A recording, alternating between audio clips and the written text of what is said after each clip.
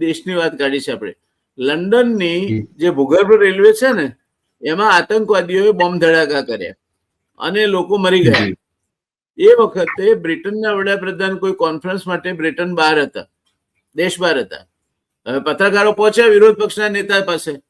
આપણા ત્યાં તો કેવું છે, વિપક્ષના નેતા પાસે જાઓ એટલે સીધું રાજીનામું માંગો. વડાપ્રધાન રાજીનામું આપે, વિદેશ મંત્રી રાજીનામું આપે. રાજીનામા નીચેની કોઈ વાત જ નથી હોતી.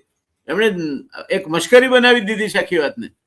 ત્યારે દેશ અને એની લોકશાહી મહાન કઈ રીતે થાય છે એનો દાખલો બ્રિટનના વિરોધ પક્ષના નેતાએ માત્ર 3 જ વાક્યમાં એમને જવાબ આપ્યો.